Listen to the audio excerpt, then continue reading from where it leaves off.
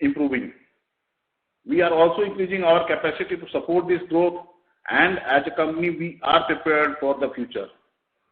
Over the past months, we have achieved significant milestones that have further solidified our position in the industry and propelled us towards the greater success. First and foremost, we successfully raised ₹1,000 crore to the QIP, which received an overwhelming response from the prominent domestic and foreign institutional investors. The fundraising marks a significant step in our company's growth, allowing us to reduce debt and advance manufacturing initiatives. The support from the investors reflects their confidence in us, reinforcing our commitment to sustainable growth. During this quarter, we successfully secured approval from NCLT Delhi for the acquisition of ACIL Limited.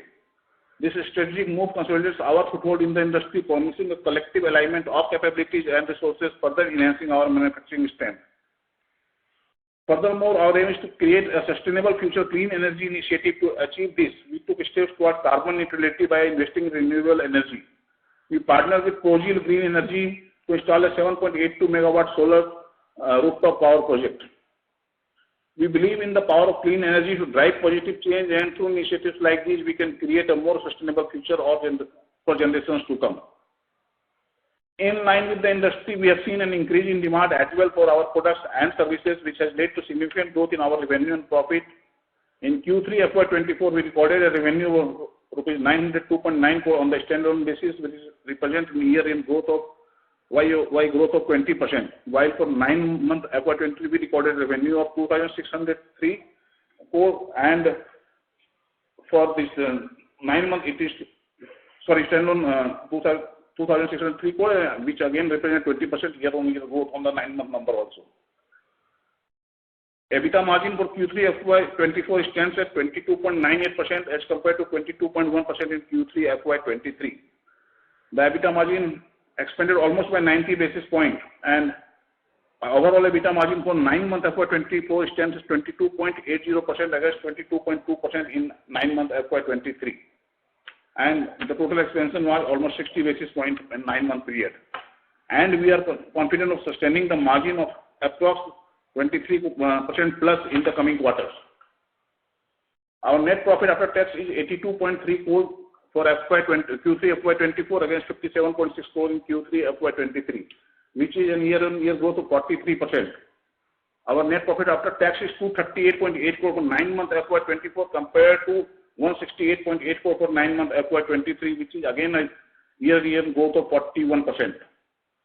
The strong performance is a reflection of diligence and commitment of our team, as well as the continued support of our customers and stakeholders. We remain committed to innovation, operational excellence, and customer satisfaction. We will continue to invest in advanced technology, enhance our manufacturing capabilities, and strengthen our relationship across the industry. With the foundation we have built and the achievements we have accomplished, I am confident we will continue to excel and thrive in this dynamic and competitive market. Thank you for your continued support and for joining us today. We will now take questions from the audience. Thanks. Thank you. Ladies and gentlemen, we will now begin with the question and answer session. Anyone wishing to ask a question may please press star and 1 on your touchtone telephone.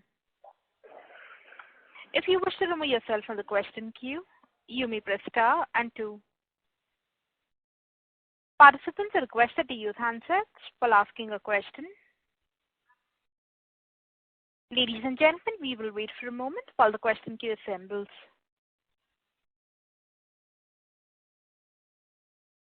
The first question is from the line of Raghunandan NL from Nuvama Institutional Equities. Please go ahead.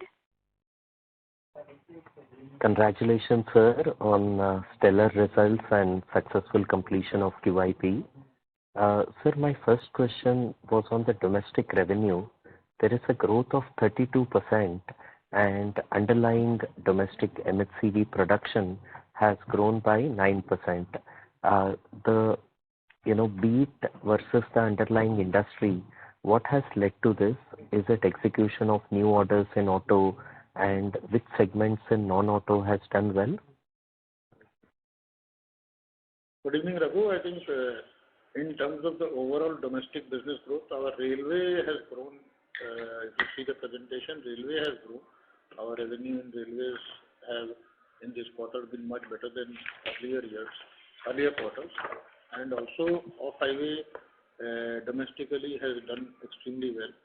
And in automotive segment, we have gained market share as well as we have gained new businesses and new components within the content. So all together, it has led to the growth in the domestic segment. Got it, sir.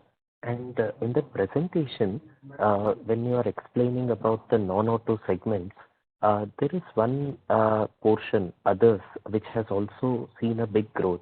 Within others, what are included, sir? Steel, cement. In other steel, cement, then your this coal washery segment, all these industrial products basically are in the others. Got it, sir. And sir, going forward, will there be any temporary issues for dispatches, or will there be any increase in logistics cost due to the Red Sea issues? And also relating to that, this logistics cost would be a pass-through for you, and how much would be the lag? No, I think right now, Raghu, we are still working on it. In logistic cost, most of the cost related to our Europe dispatches have been impacted. For US dispatches, we have not been much impacted. We are still speaking to the customers. In terms of our agreement with the customer, we don't have any such pass-through system of increase or decrease in the logistic cost. But while during the first phase of Ukraine war also, when there was a considerable increase in freight cost, our customers cooperated and had shared the cost. We are similarly working with the customers to share the increase, and I think we will have a positive outcome, but it may take a month or so before we have any answer to it. Got it, sir. And in terms of FY24 and 25, Lalit sir, can you give some guidance on the investments and capex? I think if you go our presentation, we have already guided for a considerable increase in our forging capacity. We have announced a setting up of 8,000 ton press in FY25, and which will be operational by December 24.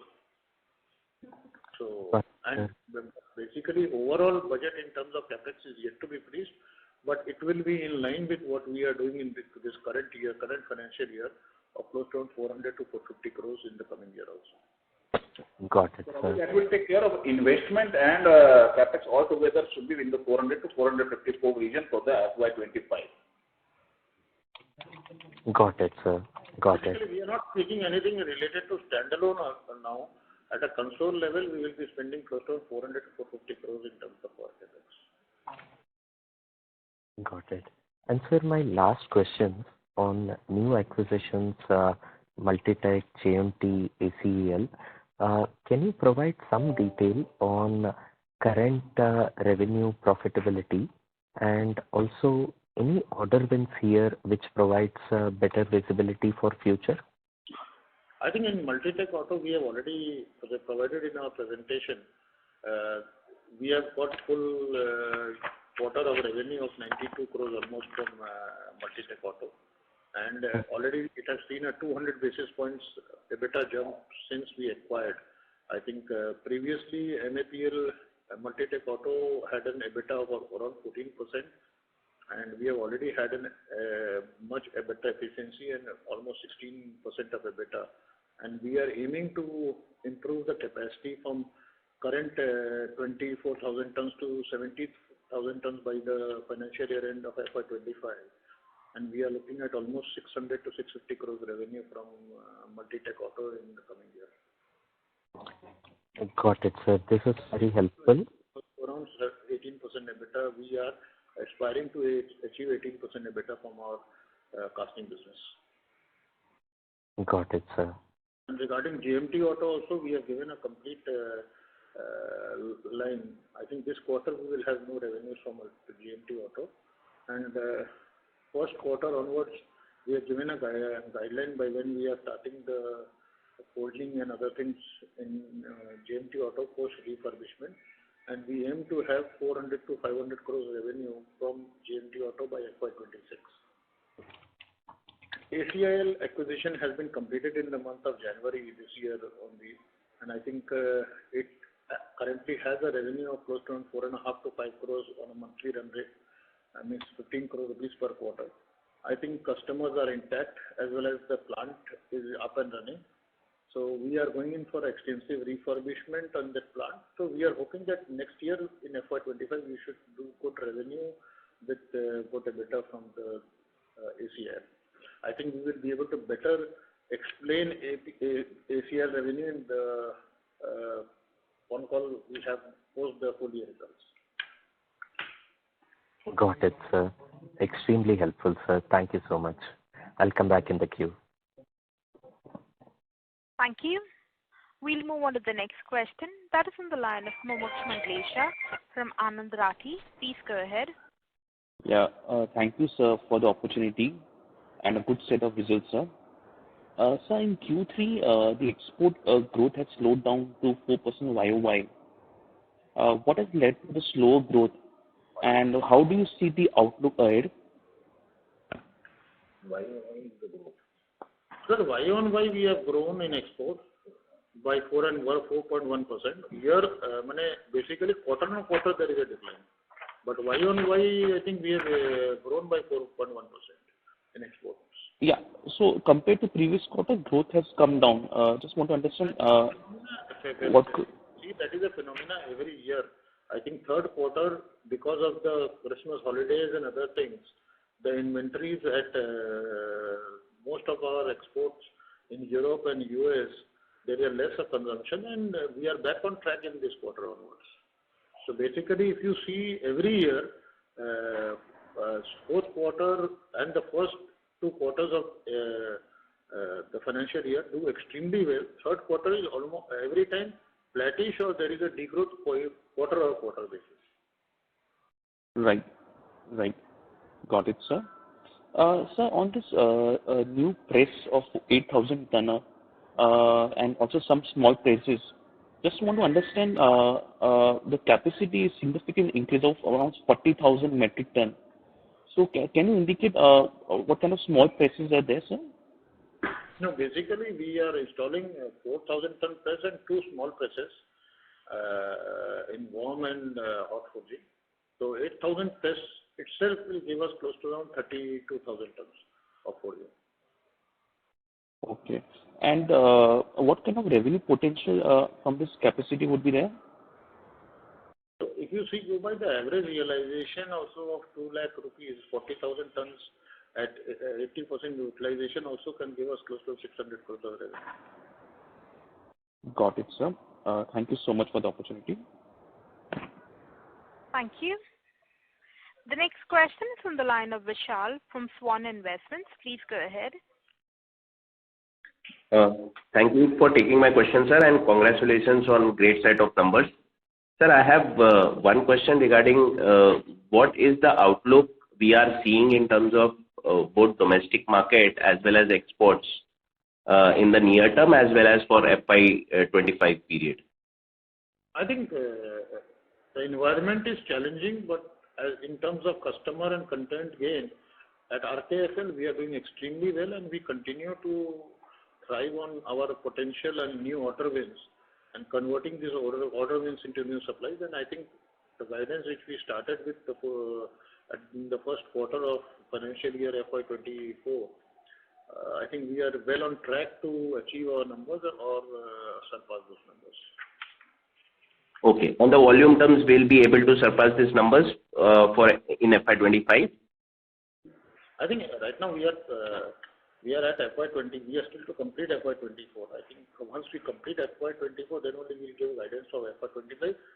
But we don't see any downtick in terms of our utilization or overall sentiments in the market. We see that market is going to remain strong and robust, and we will continue to excel on the capacities which we are implementing.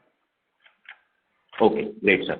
Sir, my second question is regarding, thanks for sharing, inputs on JMT Auto. Sir, wanted to have some inputs on what would be the margin trajectory and what is our aim to take this margin in next 1 or 2 years for JMT Auto.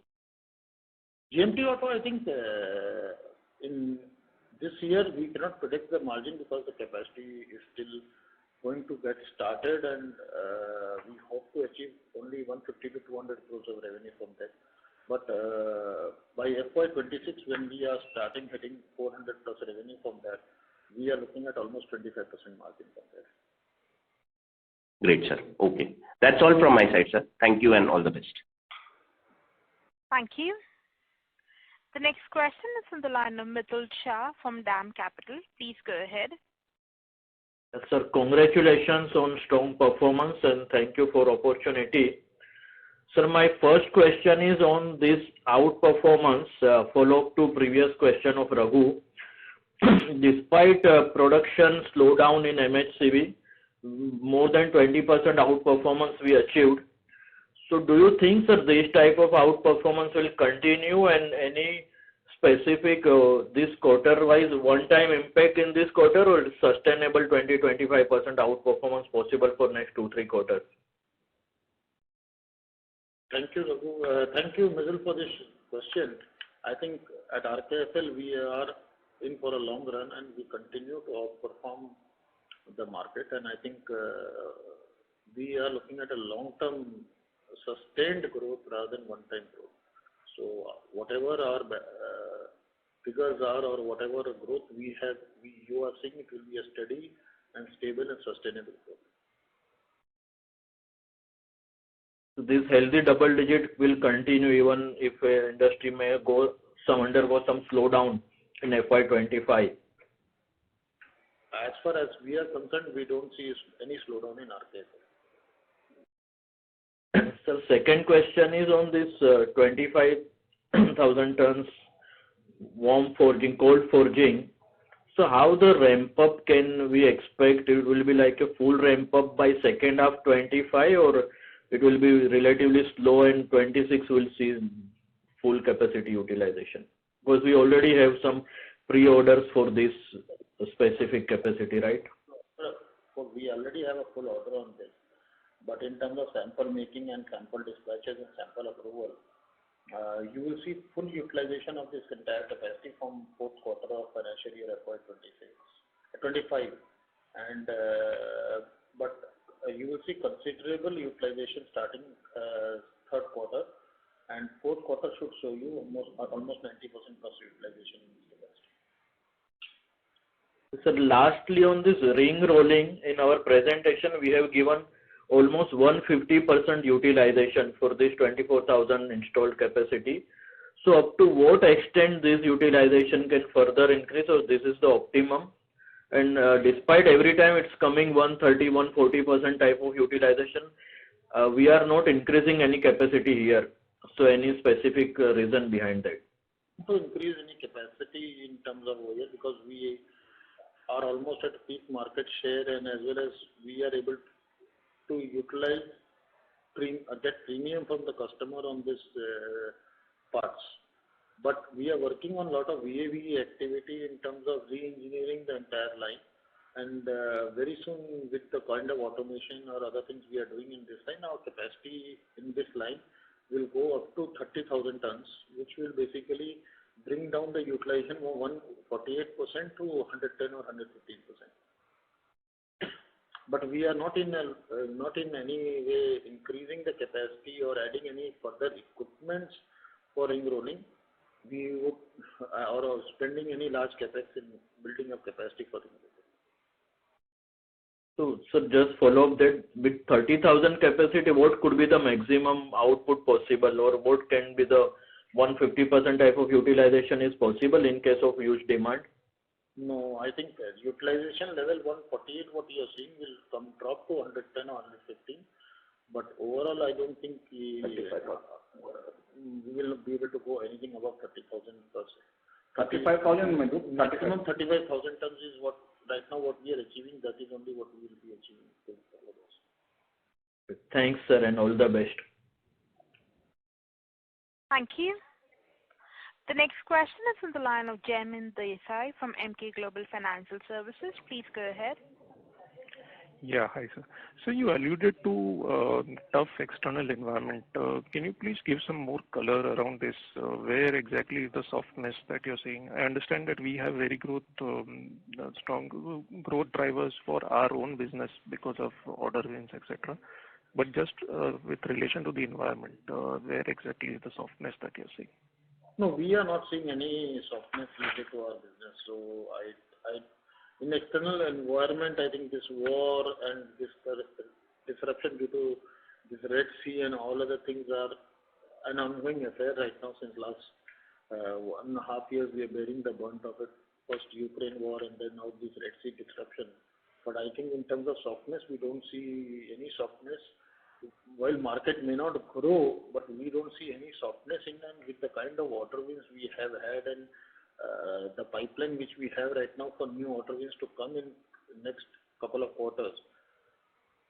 We don't foresee any slowdown in terms of our offtake or our growth plans getting hit by any external environment as such. Okay, so even in the case of, let's say, North America Class 8 truck market, you do not expect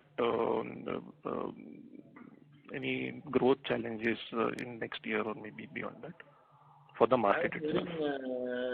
Slowdowns in last 1 year, but in terms of my balance sheet or my dispatches or my customers, we have not seen any effect in terms of our calls for our new dispatches. So we will not be able to exactly per se say what is happening in the Class 8 market. But overall, we see no slowdown in terms of demand. I think the market is pretty stable and we are doing extremely well with the kind of new content and new order which we have in our pipeline.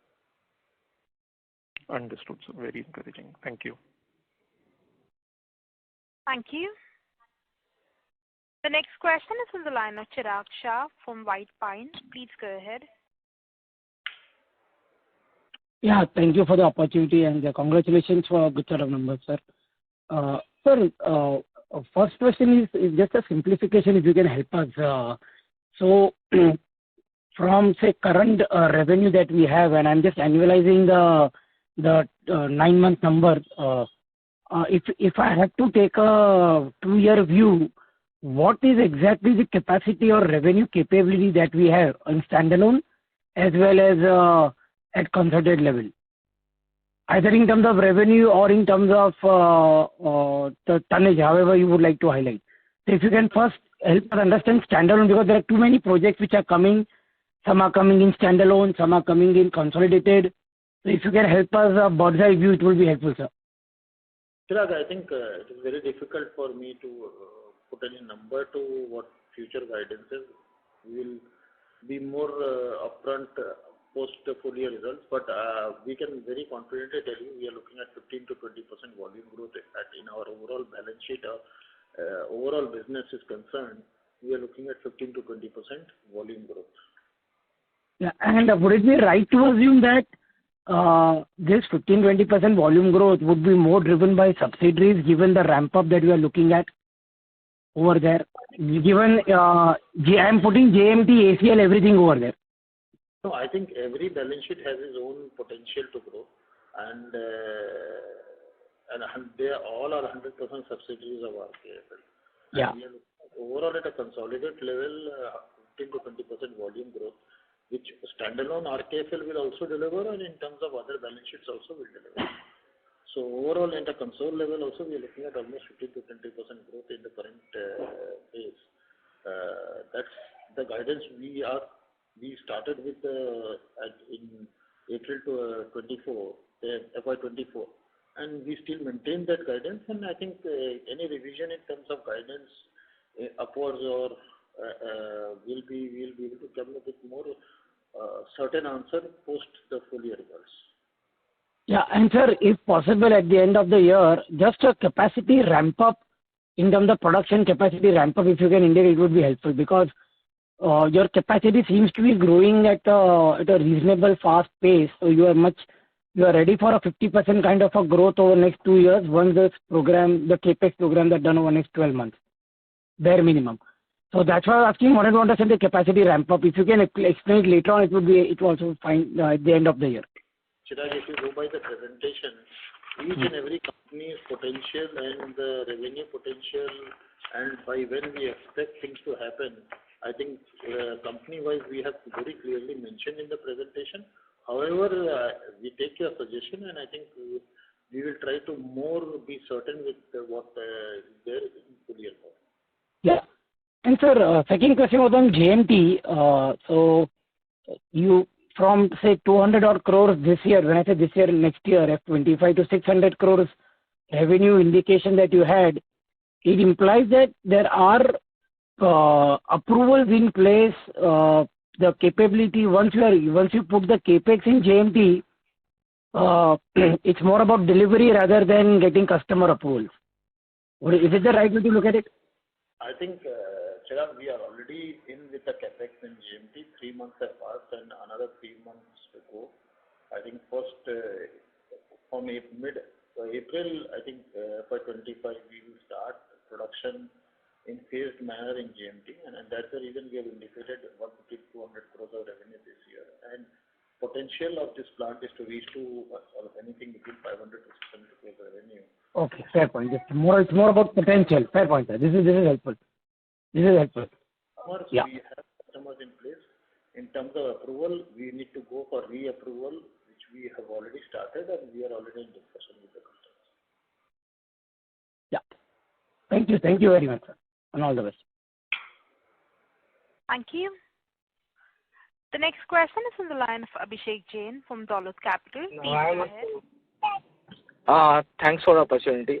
Sir, my question is regarding that railway business. So what kind of the revenue you are projecting in FY26 or FY27 from this business, and what would be the EBITDA margin from this business? Which railway business actually? There are couple of, you want to know about any particular business or railway as a whole? Railway wheels.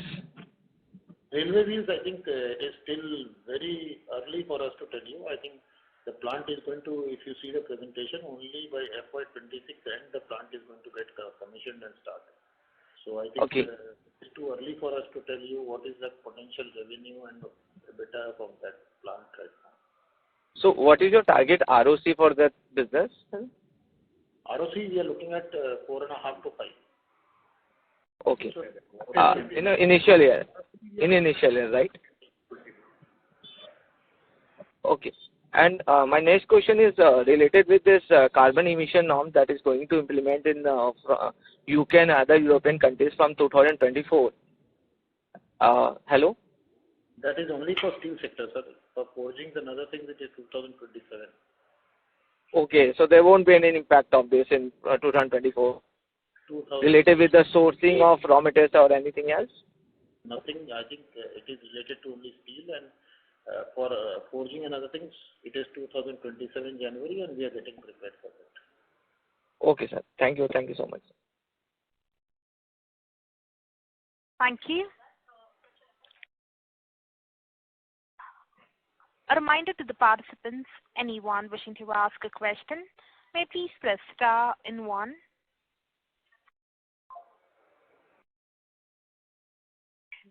The next question is on the line of Jaimin Desai from Emkay Global Financial Services. Please go ahead. Yeah. Sir, can you throw some color on the growth opportunities in non-auto side? For example, in railways apart from the wheel project and in areas like oil and gas? I think in railways, we are looking at almost doubling our revenues in next 2 years. From where we are right now, every year we will be almost doubling our revenue from railways. And I think railway with the kind of modernization which is happening in India, I think sky is the limit, and it is up to us how much we can encash this opportunity in delivering right parts to the railways and finding right opportunities within this modernization.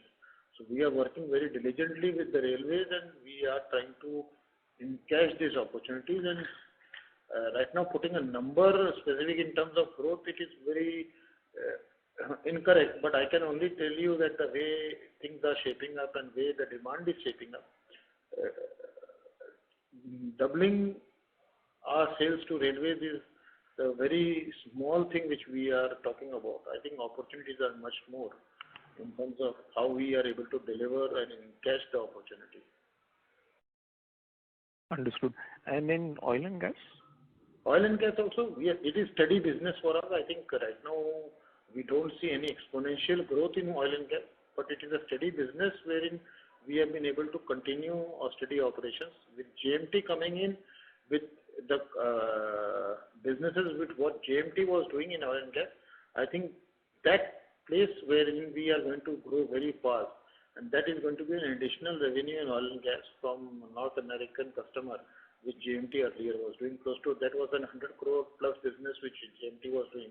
I think we are getting that customer back very soon, and that oil and gas business from GMT will be a big business which will be consolidated in the balance sheet of our case.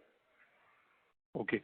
And from a margin and return ratio point of view, non-auto segment would be comparable to autos? I think non-auto is obviously a better margin game, and as our non-auto businesses continue to improve and in terms of percentage to our sales, our profitability should grow. Understood. So thank you. Thank you. The next question is on the line of Vidram Mehta from ASK Investment Managers. Please go ahead. Yeah, thank you for the opportunity. Sir, post the QIP money, what would be our current gross and net debt? So as on they become 593 crores is the net debt, and by March it will be less than 500 crore. Okay. Okay.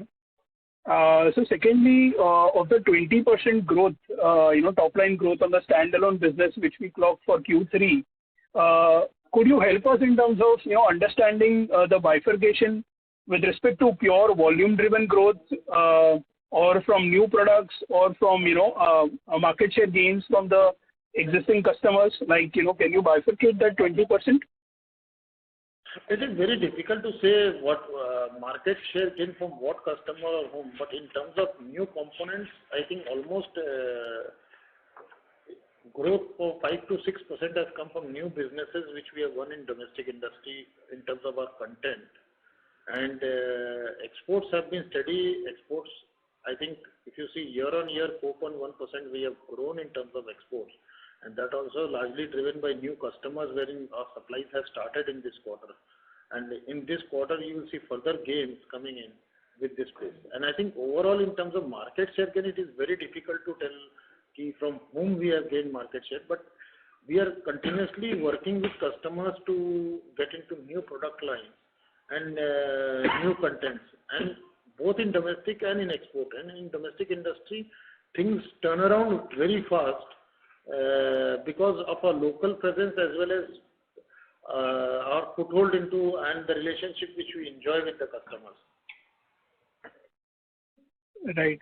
So would it be safe to assume that roughly 5 to 6% is the new business growth which we achieve on an annualized basis, and new order wins also helps us in terms of booking the revenue? Apart from the organic MHCV growth, which the industry clocks?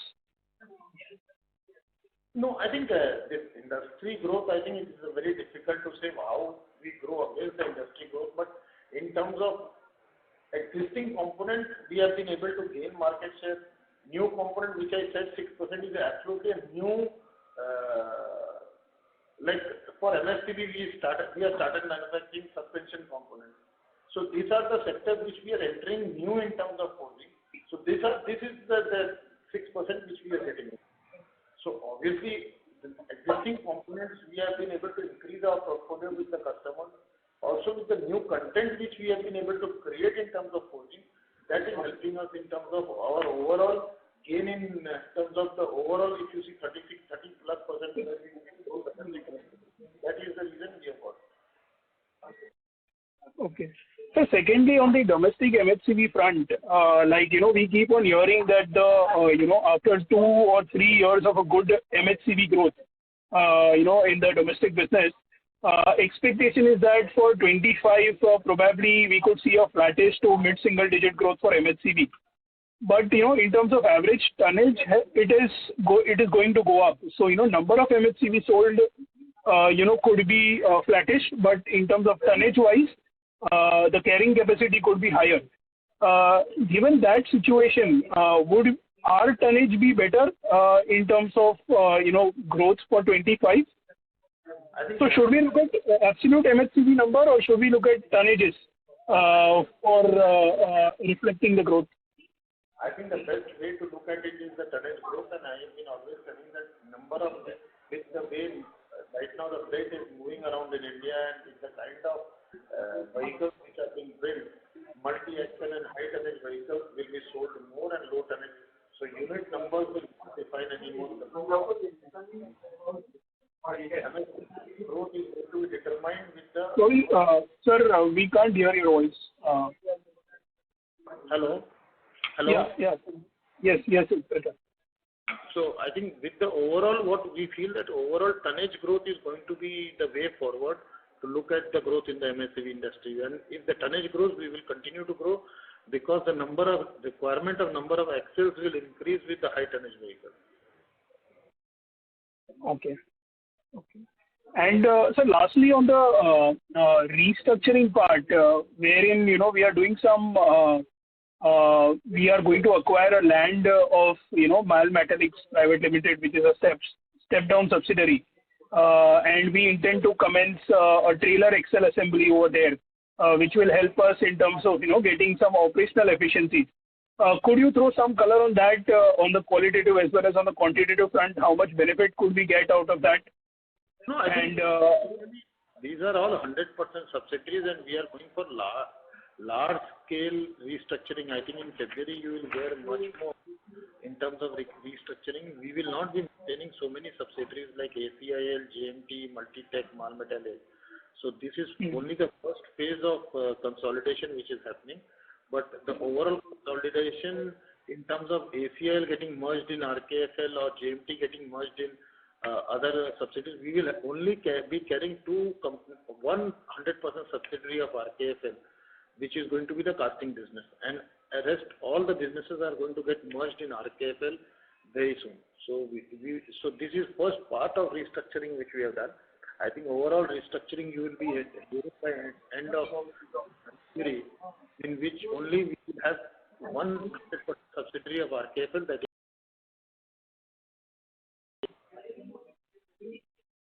Okay.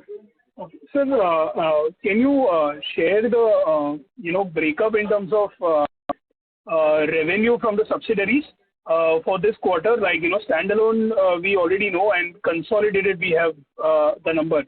The difference would be from the subsidiaries. So subsidiary wise revenue, if you could share.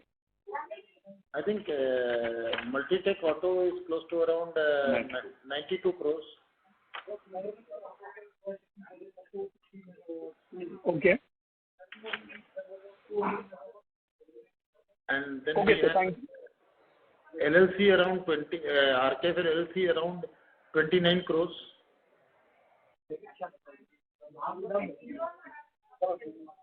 Okay. And Globe is around 60 crores. What happens that RKFL LLC, being the goods being supplied from RKFL India, so a lot of it got eliminated. So overall number get eliminated by 25 to 30 crore in entire consolidation. So that's why the number is, whatever you add up, it will come at 1087, but actually it will be 1057. Okay. At the consolidation level, LLC numbers basically are getting knocked off because of Ind AS. So basically 1050 you are seeing, and around 29 crores getting knocked off, which remains as inventory in LLC. Okay. Thank you, sir. Thank you for the opportunity. Thank you. Ladies and gentlemen, in order to ensure that the management is able to address questions from all participants in this conference, we request you to limit your questions to one per participant only. The next question is from the line of Mitul Shah from DAM Capital. Please go ahead. Sir, thank you for the follow-up opportunity. Sir, my question is on, as we almost completed all these 3 acquisitions and majority of the payment is done, so what would be the investment amount for this FY24? And at the same time, on CapEx also, we have done majority of CapEx also, capacity expansion in this year. So what would be CapEx for this year, and next year would be purely maintenance CapEx or anything meaningful apart from that? Mitul, I think overall, CapEx this year should be approximately around 450 to 460 crores in FY24. And in FY25 also, if you see our presentation, we are setting up a capacity for 8,000 tons press. Also, we will require maintenance CapEx both in ACIL and GMT on an ongoing basis, and the casting capacity which we are fresh augmenting. So overall, we are looking at similar CapEx from free cash flow of around 400 crores in next year also. So just clarifying this. I think we will be able to give you some exact numbers once, I think on the full year results, once we finalize our entire budget in terms of overall free cash flow, what we are having and what is the CapEx spend out of that free cash flow. Just for clarification, this 450, 460 crores this year is including investment, right? No. So the 450 crore is on the only CapEx investment. This year is separate because you can understand 200 crore already we paid for Multitech, 125 for JMT, and there is an investment in the rail wheel project to the extent of 70-75 crore. So 400 crore already in terms of investment without ECIL, I think we have done this year, and another 450 crore in terms of CapEx. So altogether it is 850 for this year. From next year, it will become 400 to 450 for the CapEx and investment together. Okay, sir. Thanks a lot. Thank you. The next question is from the line of Sagar Sahu from Jefferies. Please go ahead. Thank you for this opportunity. Just wanted more information on what is happening on the electric vehicles front. I understand that you were looking to develop some electric vehicle specific components like e-axle, and you had also invested in an electric vehicle component startup. So any more information that you can give us on that front? So I think we are doing almost 3 to 3.5% of our revenue from EV, which we are supplying to overseas customers. But basically, they are undercarriage components. And developing our own motor controller and e-axle with transmission, this is R&D which is ongoing. I think the motor and controller company we have acquired, that is CEO, which is a startup company. And we are already working on in terms of our own transmission and e-axle. I think in next 3 to 6 months time, I think you will hear more about it in terms of, right now it's all on trial stage, vehicle trial stage. So we don't have a concrete answer in terms of the size we can achieve in terms of market cap, market size we can achieve in this. So once we have the trials and other things through from the vehicle, then we will be able to give you more color into it. But our aim is in next 2 to 3 years to develop the entire motor controller e-axle along with the transmission and as a kit supply to the 3-wheeler and 4-wheeler market. Understood. Thank you so much. Thank you. The next question is from the line of Darshika Khemka from AV FinCorp. Please go ahead. Hello, thank you for the opportunity. So, sir, as far as I understand, our margin expansion in FY22 and 23 was a combination of 2 factors, one being the operational, things that the company has done, and also the tailwinds from the industry.